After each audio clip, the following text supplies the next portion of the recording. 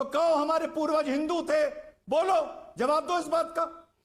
अरे भाई, तो कैसे जाहिल किस्म के आदमी हैं आप? किस भारतीय ने कभी कहा है कि उनका पूर्वज अरब से था? हे अजमी हैं। अजमी और अरबी में बहुत फर्क है, और हम अजम के लोग हैं, इसी मुल्क में पैदा हुए, और यहीं के उलमा इकराम और औलिया इकराम ने जो है दीन को तबलीग की है। क्या पता है आपके पूर्वज हिंदू थे? अरे सहाबा तो आए ना। आपके पूर्वज हिंदू थे या नहीं थे? अरे भाई, हिंदू थे, ये क्या थे? लेकिन अल्लाह ने उनको ईमान की दौलत से नवाजा, और वो शुक्रगुजार हैं कि वो ईमान पे मरे, और वो बगैर ईमान की दुनिया से नहीं। आज हमारे जमाई भाई ने बात मान ली जो मैं और तारिक फतेह इन्हें पिछले 10 साल से समझा रहे हैं। यार, जब हम तुम्हारे शजरे की बात करते हैं, तुम शजरा ले जाके मक्का से जोड़ देते हो, शजरा ले जाके मदीने से जोड़ देते हो, कहते हो कि हम ऊंट पे बैठ के हिंदुस्तान आए थे, और आज कह रहे हो कि हमारा अरेबिया से मतलब क्या, हम क्या जाने। भाई वाह, अपने आप को आज तक आधा हिंदुस्तानी मानते हो, आधा अरबी मानते हो, और आज कह रहे हो कि हमारा अरब से मतलब क्या। कैसे नहीं तुम्हारा अरब से मतलब? अगर अरब से मतलब नहीं है तो कहो हमारे पूर्वज हिंदुस्तान के थे, तो कहो हमारे पूर्वज हिंदू थे, बोलो, जवाब दो इस बात का।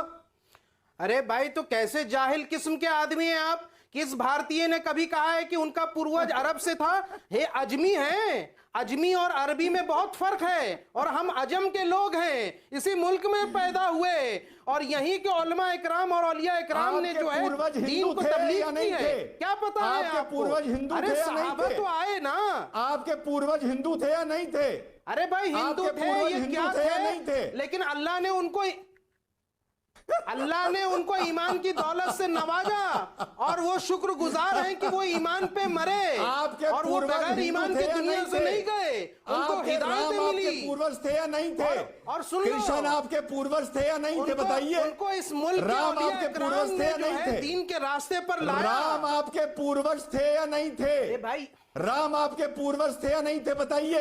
अरे भाई, इस मुल्क में जो रहा है वो इस मुल्क के इतिहास के साथ जुड़ा है, इस मुल्क के इतिहास के साथ जुड़ा है। राम आपके पूर्वज थे या नहीं थे? बताइए। आपको अरबी नहीं कहता है। राम आपके पूर्वज थे या नहीं थे? बताइए। बेवकूफ लोग जो सरकार की दलाली करने के लिए यहाँ पहुंचते हैं, वो मुसलमानों पे राम आपके पूर्वज थे या नहीं थे? बताइए। और आप जैसे लोगों को कुछ नहीं मिलने वाला। बताइए। आप जैसे लोगों को।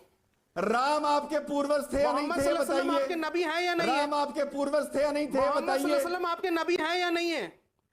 मोहम्मद सल्लल्लाहु अलैहि वसल्लम आपके नबी हैं या नहीं है? बताइए। वो मेरे नबी हैं, लेकिन राम आपके पूर्वज थे या नहीं थे? नबी मानते नहीं मानते?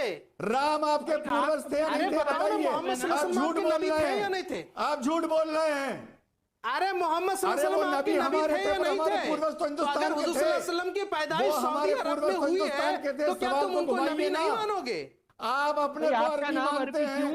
अगर हुजूर सल्लल्लाहु अलैहि वसल्लम सऊदी अरब में पैदा हुए, तो क्या अल्लाह के नबी सल्लल्लाहु अलैहि वसल्लम तुम्हारे नबी नहीं है?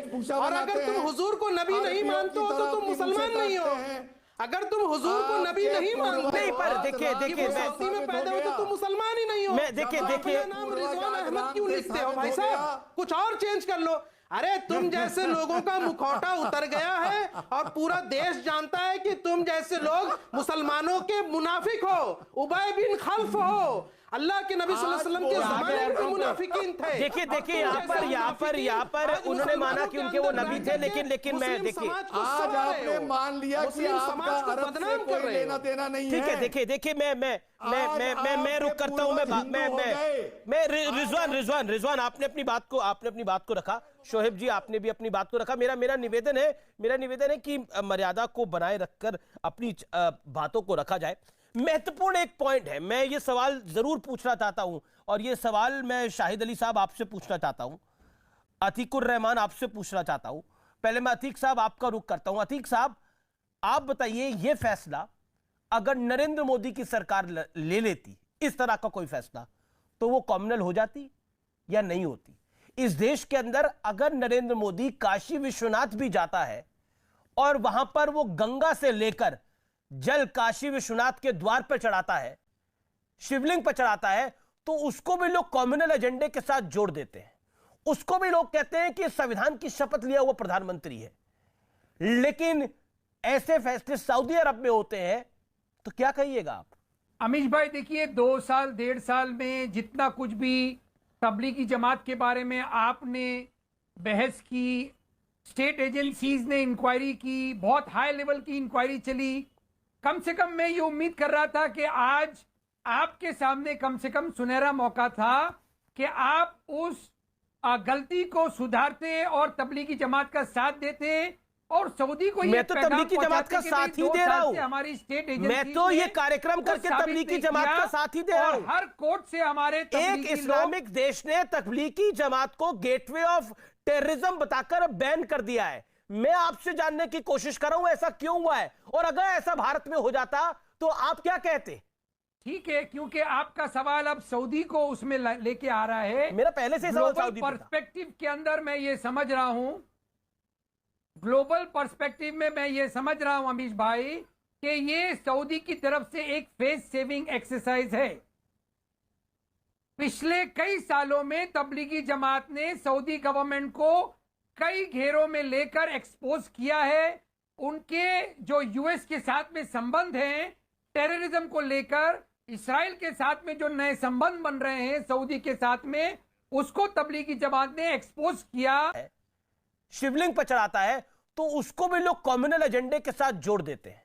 उसको भी लोग कहते हैं कि जिस सऊदी अरेबिया से तबलीगी जमात को तबलीग के लिए, इज्तिमा के लिए, मस्जिदों के निर्माण के लिए सतत धन की आपूर्ति होती थी, आज वही सऊदी अरब तबलीगी जमात को अगर कहता है गेटवे ऑफ टेररिज्म, तो निश्चित तौर पर यह विचारणीय मुद्दा है।